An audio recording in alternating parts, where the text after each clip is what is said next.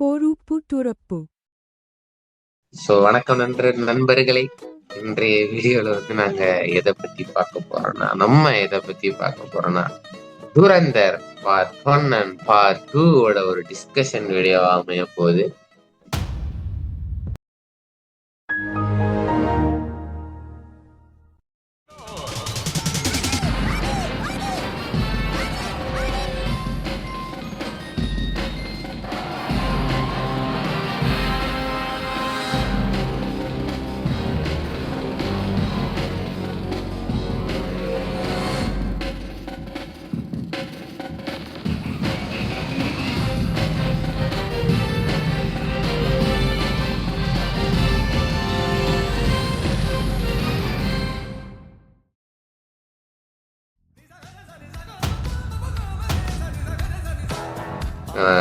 First we can begin with the story.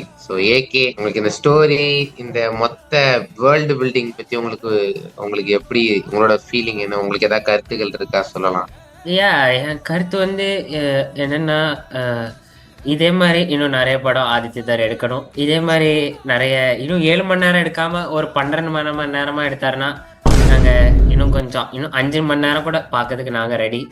ஏன்னா லோகேஷ் கனகராஜ் எடுக்கிற 3.5 மணி நேரம் படத்தையே நாங்கள் போய் பார்க்க போகிறோம்னா, நீங்கள் எடுக்கிற நல்ல படம் 5 மணி நேரம் எடுத்தாலும் நாங்கள் பார்ப்போம்.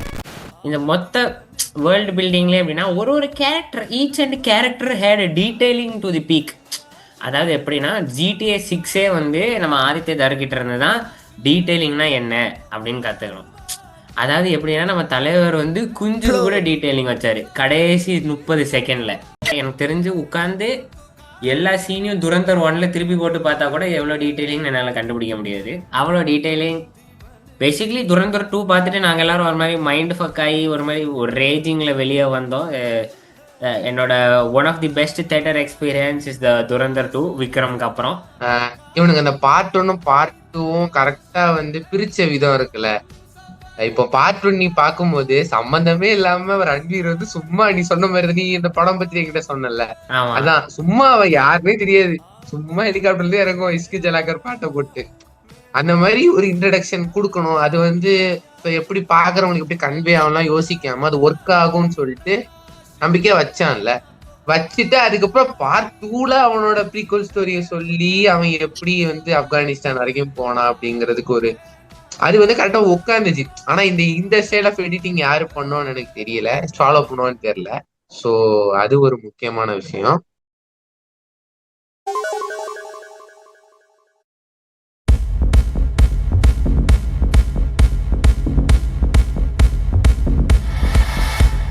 செகண்ட் சாப்டர் வந்து நம்ம இப்போ அந்த அனாமலிஸ் பத்தி பேசுவோம். த அனாமலிஸ். ஸோ வந்து ரெண்டு படத்துலயுமே எனக்கு வந்து ரொம்ப அனாமலி, அதாவது இப்படிப்பட்ட சீன் வந்து நான் வேற ஒரு படங்களையும் பார்த்தது இல்லை. அந்த மாதிரி ஒரு 2 விஷயம் இருக்கு. ஒண்ணு வந்து ஃபர்ஸ்ட் சாப்டர்ல வந்து அந்த ஃபர்ஸ்ட் படத்துல வந்து அந்த ரெட் ஸ்கிரீன் போட்டு டப்புன்னு அந்த ரியல் ஃபுட்டேஜஸ் காட்டுறது. நான் இது வரைக்கும் எந்த படத்துலயும் நான் அப்படி பார்த்தது இல்லை. 2வது பார்ட்ல நான் இப்போ என்ன விஷயம் அப்படி சொல்ல போறேன், நீ சொல்லு. என்ன ஃபுட்பால் விளையாடுறதா? ஃபுட்பால் விளையாடுறதுல அது சும்மா அது இல்ல, ட்ரிப்பிங் சீக்வன்ஸ். அந்த சீன் வந்து டக்குன்னு நடக்கும். ரொம்ப வியர்டான சீன் அது. நம்ம ஷார்ட் பிலிமுக்கு யோசிச்சு வச்ச மாதிரி ஒரு சீன் அது வந்து ரொம்ப வியர்டா நடக்கும். கடைசியில அவனே செத்துருவான். இவன் ஒண்ணுமே பண்ணிருக்க மாட்டான், ரெசிஸ்ட் தான் பண்ணுவான், அவனே செத்துருவான். இந்த 2 படத்துலயும் இந்த 2 சீன் வந்து ரொம்ப ஒரு மாதிரி வித்தியாசமா பட்டது. இது பத்தி உங்களோட இது என்ன? அதுலயும் அந்த ட்ரிப்பிங் சீன்லயே வந்து அவரோட அடுத்த படத்துக்கான க்ளூ அங்க கொடுத்திருக்காரு அந்த தருணத்தில். ஆமா, அவரோட அடுத்த படம் வந்து அதை பேஸ் பண்ணிதான், அந்த மேக்கப் எல்லாம் போட்டனால அதை பத்தி தான் அந்த படத்தோட ஹிண்ட் இதுலயே கொடுத்துட்டாரு. இதுல இருந்து எனக்கு என்ன புரிய வருதுன்னா, துரந்தர் அந்த உலகத்துக்குள்ள போகும். உண்மையாவே லூசு போட்டதான் போல. அதாவது இந்த ட்ரிப்பிங் சீன்லாம் வந்து சம்மந்தமே இல்லாத சீன். எனக்கு வந்து சீன் புரியலை. நான் வந்து தேட்டரில் எப்படி பார்த்துட்டு அங்கேயும் திரும்பினேன். எனக்கு சீன் வந்து பாதி புரியவே இல்லை. ஏன்னா நாங்கள் அப்போ தான் வந்து இன்டர்வல் வெளியே போயிட்டு டக்குன்னு உள்ளே வரோம். நாங்கள் எந்த சீன் உள்ளே வந்தோன்னா, அவன் எனக்கு கண்ணில் ஏதோ குத்துவானே, சரிஞ்சு, அதில் தான் நாங்கள் உள்ளே வந்தோம். அந்த சீனில் தான் நாங்கள் உள்ளே வந்தோம் வெளியே இருந்து. அந்த கான்வோ மாதிரி நடக்கும். இவன் வந்து இன்னும் இன்டர்வல் பிளாக்ல வந்து Jassie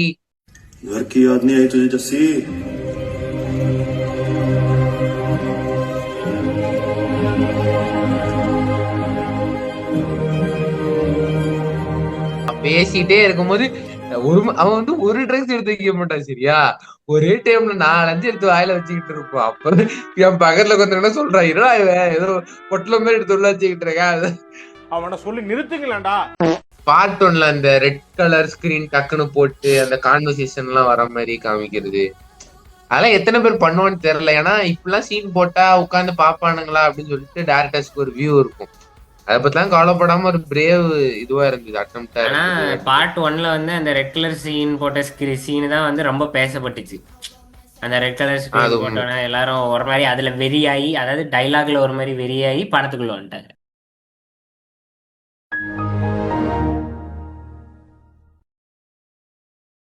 Go girls like to party like the bad ones. Drop it down, shawty, let me bag some. Go girls. Music எப்படி இருந்தது ஏகே? இந்த 2 பாகங்களையும் மியூசிக் எவ்வளவு ஒரு முக்கியமான விஷயமா இருந்தது, நீங்க சொல்லுங்க. அதாவது எப்படின்னா, அதாவது நீங்க வந்து இந்த இந்த ஒரு விக்ரம் படம் எடுத்துக்கிட்டீங்கன்னா உங்களுக்கு ஒரு விஷயம் தெரியும். எப்படின்னா ஃபர்ஸ்ட் ஹாஃப்ல வந்து பத்தல ஸ்டார்ட் ஆகும்.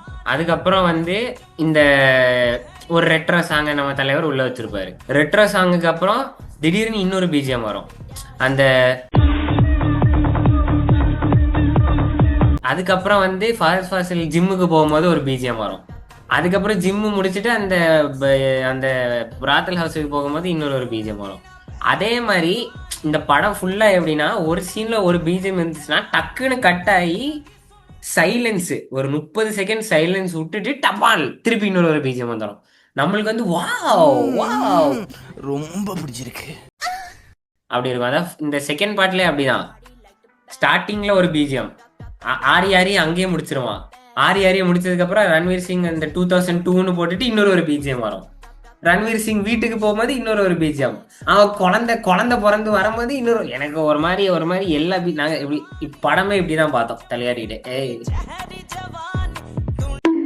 முக்கியமா வந்து இந்த ரெட்ரோ பாட்டு, அந்த ஹிந்தியில உள்ள பழைய பாட்டுகள் எல்லாத்தையும் இவங்க ரீமிக்ஸ் பண்ணி போட்ட மாதிரி இருந்தது. இன்னும் நல்லா இருந்தது, கரெக்டா ஒர்க் ஆயிருந்தது. கரெக்டா அந்த சிச்சுவேஷனுக்கு போர்ஸ் பண்ணி வச்ச மாதிரி இல்ல, கரெக்டா ஒர்க் ஆயிருந்தது. மோனிகா ஓமே டார்லிங் பாட்டா இருக்கட்டும், வேற வந்து ஹவா ஹவா பாட்டு, ரம்பாஹோ, வேற வந்து அந்த இஷ்கு பாட்டா இருக்கட்டும். இஷ்கு பாட்டுலாம் வந்து அது வந்து ஒரு லவ் பாட்டு, அத வந்து ஒரு நேஷனுக்கு இதான ஒரு பாட்டா வச்சு அது கரெக்டா ஒர்க் ஆயிருக்கு. மியூசிக் வைஸ் வந்து ஃபர்ஸ்ட் பார்ட்ல வந்து ரொம்ப அந்த ரம்பாஹோ, நாள் நச்சுனா அந்த மாதிரிலாம் பாட்டு வச்சுட்டு செகண்ட் பார்ட் வந்து ஃபுல்லா வந்து எமோஷனல் அது இதுன்னு போயிரும். பாட்டு எல்லாமே ரொம்ப முக்கியமா ஃபிரிஜே வந்து ஒரு சரியான ஒரு பாட்டா இருக்கு. எத்தனை தடவை லூப்ல போகுதுன்னு தெரியல. அதான் எண்டிங்ல போட்டு அவன் மூஞ்சி வேற க்ளோஸ் அப்ல காமிச்சு நாங்கெல்லாம் கதறிட்டு இருந்தோம். டேய் கூப்பிட்டுறா அம்மா மாதாஜி அப்படின்னு கூப்பிட்டுருவானான்னு யோசிச்சோம். தலை வந்து கூப்பிடவே இல்லை, திருப்பி கட் பண்ணிட்டாங்க.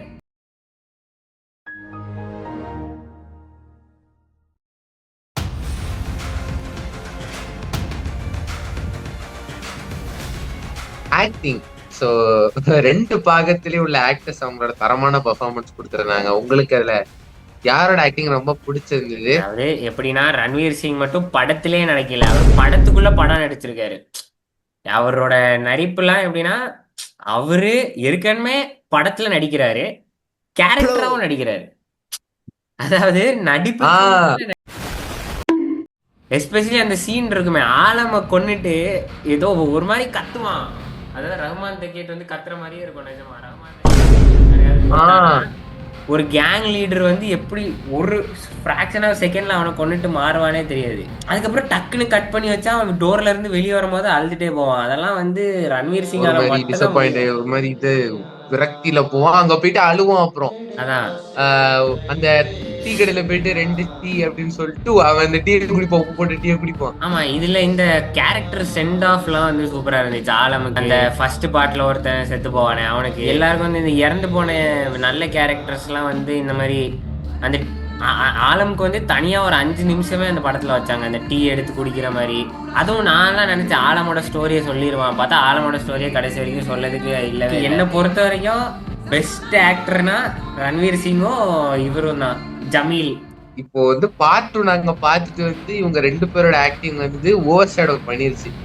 அதுவே ரொம்ப பெரிய விஷயம். ஏன்னா பார்ட் 1ல வந்து அக்ஷய் கண்ணாங்கிற ஒரு மனுஷன் வந்து கொடுத்த ஒரு ஆறா அந்த ரஹ்மான் டக்கெட் கேரக்டர் கொடுத்தது வந்து பார்ட் 2ல வந்து இவங்க 2 பேரும் அதை ஓவர் டூ பண்ணிருக்காங்க. அதுவே ஒரு பெரிய விஷயம். ஏன்னா நான் இப்ப நம்ம ஊர்லாம் பார்ட் 1 ஒரு படம் இருந்ததுன்னா பார்ட் 2 அந்த படத்தோட நல்லா இருக்கிறது ரொம்ப பெரிய விஷயம். இதுல வந்து கேரக்டர்ஸ்ல இருந்து எல்லா விஷயமும் நம்ம கவுண்ட் பண்ணி எடுத்துடலாம். அதாவது பார்ட் 1க்கு அப்புறம் பார்ட் 2 அந்த படம் ஏதாவது நல்லா இருக்குதா அப்படின்னு நம்ம ஆக்சுவலி இல்ல.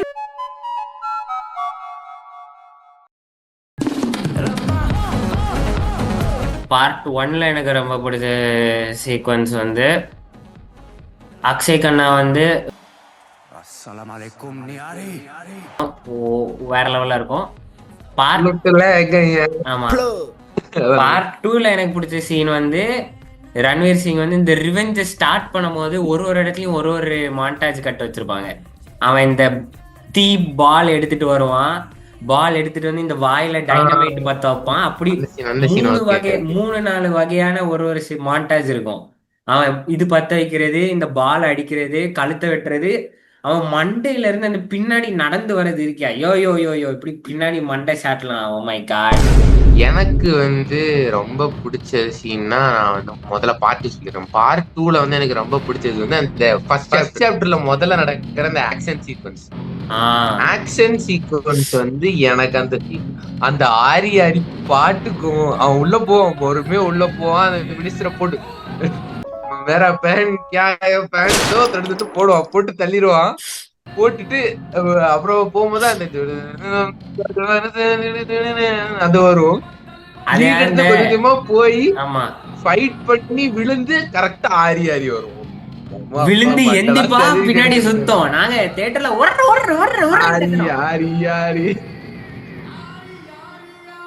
அசுரன்ல வந்து அவன் வந்து கொல்லுவான்ல, வெட்டி கொல்லுவான்ல, அந்த சீக்கிரத்தோட கம்பேர் பண்ணாங்க. அப்படி இருந்துச்சு. அதுல ஒரு ஷாட் வரும், ஒருத்த மண்டே டோர்ல போட்டுட்டு ஹேமர் எடுத்து 10 வாட்டி டாம் டாம் டாம் டாம்னு அடிப்பான், திருக்கி ஒரு மாதிரி மண்டை. பார்ட் 1ல வந்து எனக்கு ரொம்ப பிடிச்ச சீக்வன்ஸ் என்னன்னா வந்து அந்த கடைசி சீக்வன்ஸ். அடிபட்டு வருவான், வந்துட்டு வந்து சாரா வந்து ஒண்ணு கேட்க மாட்டான். ஏன்னா அவன் சொல்லிடுவான், நீ ஒண்ணு கேட்க கூடாதுன்னு சொல்லிடுவான். உட்கார்ந்துட்டு கையெல்லாம் அப்படி நடுங்கும், எடுத்துட்டு இப்படி தேய்ச்சிக்கின்னு. அதுக்கு முன்னாடி ஒரு சீக்வன்ஸ் வரும். என்ன சீக்வன்ஸ்? இந்த டைரி எழுதுற சீக்வன்ஸ் எனக்கு ரொம்ப பிடிச்ச சீக்வன்ஸ். ஓகேவா?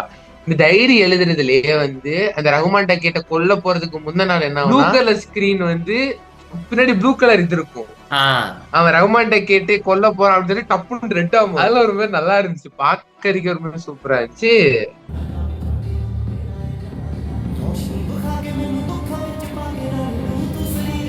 நான் இன்னொரு விஷயமும் இல்ல நோட் பண்ணேன். இந்த கனானி பிரதர்ஸை கொல்லுவான் தெரியுமா? அது எப்படின்னா ஃபர்ஸ்ட் பார்ட்ல வந்து அந்த ரெட் கலர் ஸ்கிரீன், அந்த ரெட் கலர் ஸ்கிரீன், அந்த ரெட் கலர் இது நடுவில் வரும்போது அந்த மும்பை அட்டாக்கு மெயின் காரணமே வந்து இந்த ஜாவேத் கனானின்னு தான் காட்டுவாங்க. அந்த இவன் தான் எல்லாரையும் அனுப்பி விட்டான். அதே மாதிரி பார்ட் 2ல அவனை கொல்லும் போதும் கலர் கிரேடிங் ஃபுல்லா ரெட்டுக்கு மாறிடும். மொத்தமா ரெட்டுக்கு மாறி அவன் மேல நின்று ரெட்டில் இருக்கும் போது போட்டு கொள்ளுவான். அதாவது எப்படின்னா இது இங்க இருக்கு. நீங்க பார்ட் 1ல பார்க்கும்போது ரெட்ல அவன் சிரிச்சிட்டு இருப்பான், 2ல வந்து ரெட் சீன் வரும்போது நம்ம சிரிச்சிட்டு இருப்போம். அவனை மேல இருந்து தூக்கி போட்டு அவன் வயிறுல உள்ள சொருவி, அதெல்லாம் வந்து கலர் கிரேடிங்லாம். Aditya bro please, what is Yami Gautami, what are you feeling?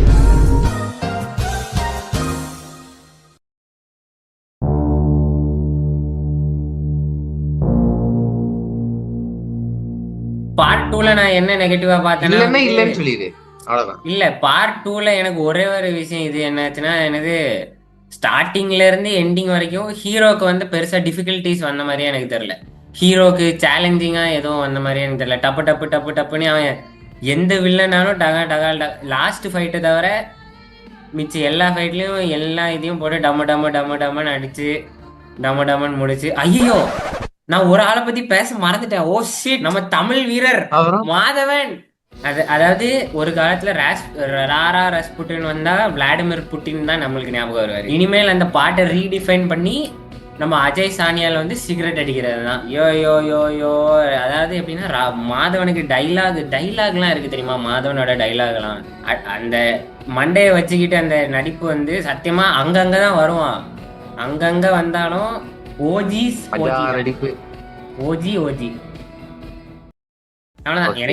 என்னோட நெகட்டிவ் என்னன்னா, நான் வந்து பார்ட் 2ல வந்து எனக்கு இந்த ஒரு விஷயம் வந்து ரொம்ப வந்து இழுக்குறானுங்களோ அப்படின்னு தோணும்.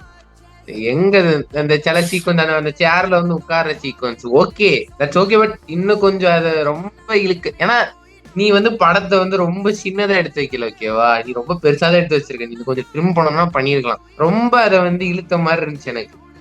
அது எனக்கு தான் ஒர்க் ஆகலன்னு நினைக்கிறேன். சில பேருக்கு ஒர்க் ஆயிருக்கலாம், அவ்வளவு ஸ்லோவா கொண்டு போய். இன்னொன்னு அந்த ஃபைனல் ஃபைட்டும் நான்லாம் இன்னும் எக்ஸ்ட்ரா 1 hour கூட பார்த்துருப்பேன். அதுக்கப்புறம் இக்பாலையும் வந்து அவ்வளவு ஸ்ட்ராங்கா காட்டல. ரஹ்மான் டக்கேட்ட ஸ்ட்ராங்கா காட்டின அளவுக்கு, ஏன் சஞ்சய் தத்தை ஸ்ட்ராங்கா காட்டின அளவுக்கு கூட இக்பால ஸ்ட்ராங்கா காட்டல. அதான் சொல்றேன், பார்ட் 2ல ரொம்ப ஈஸியா இருந்துச்சு ஹீரோக்கு பெருசா சேலஞ்ச். அது உண்மைதான். அது ஒரு இதுதான்.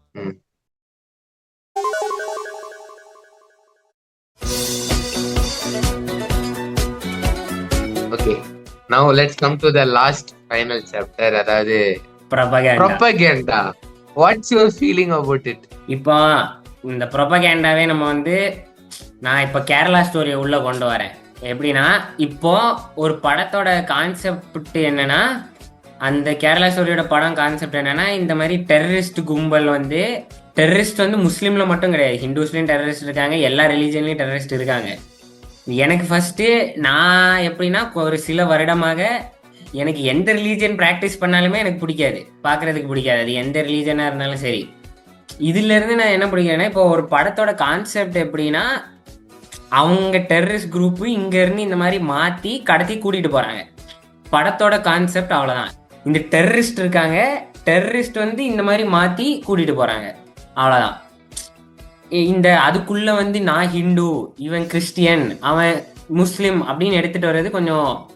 இப்போ துரந்தர் எடுத்துக்கிட்டோம்னா, ஐஎஸ்ஐ எகென்ஸ்டா இந்தியன் ஆர்மி வந்து ரிவெஞ்ச் எடுக்கிறது கதை. ஏன்னா ஐஎஸ்ஐ வந்து நம்மளை அட்டாக் பண்ணிட்டு இருப்பாங்க ஒரு காலத்துல, அதுக்கு ரிவெஞ்ச் எடுக்கிறது கதை. கான்செப்ட் அவ்வளவுதான். அப்ப அந்த கான்செப்ட்ல காட்டும் போது அவன் இந்த மாதிரி தான் காட்ட முடியும். எனக்கு வந்து என்ன ஃபீல் ஆச்சுன்னா, இது வந்து வாய்ஸ் அவுடால ஒரு வீடியோல பேசியிருப்போம். ஒரு பாசிட்டிவ் ஒரு நல்ல விஷயம், ஒரு கெட்ட விஷயம் இருக்குன்னா, அந்த கெட்ட விஷயத்துல ஒரு நல்லது இருந்தா அது வந்து கொஞ்சம் ஜஸ்டிஃபைடா இருக்கும் அப்படின்னு ஒரு விஷயம் இருக்கு. இது வந்து பரியரும் பெரும் நம்ம பாத்துக்கிட்டோம்னா, அந்த யோகி பாபு கேரக்டர் இருப்பான். அதாவது லோவர் ஜாதி மக்களுக்கும், அதாவது பரியன் வந்து ஒரு லோவர் ஜாதி பையன், ஆனா அவங்க கூட வந்து இவங்க வந்து ஃப்ரெண்ட்ஷிப்பா இருப்பான். சோ இவங்களுக்கு சப்போர்ட்டா, அதாவது அந்த கூட்டத்துல ஒரு நல்லவன் இருக்கான் அப்படிங்கிற ஒரு கான்செப்ட் தான், ஓகேவா? அது வந்து விஸ்வரூபம்ல வந்து கமல் வந்து ஒரு சீக்ரெட் ஏஜென்ட், ஆனா அவர் ஒரு முஸ்லீம் அப்படின்னு காமிச்சிருப்பாங்க. இது துரந்தர்ல நான் சொல்ல மாட்டேன். துரந்தர்ல நீ ரன்வீர நீ இந்துவாவே காட்டு, பிரச்சனை கிடையாது. எனக்கு என்னன்னா, இப்ப நீ ஆழம் இருக்கான், ஆழமையாவது இப்ப லைட்டா ஒரு சின்ன ஒரு விஷயத்த வச்சு அவன் வந்து ஒரு முஸ்லீம் அப்படின்னு காமிச்சிருந்தா எனக்கு இன்னும் கொஞ்சம் சாட்டிஸ்பாக்சனா இருந்திருக்கும்.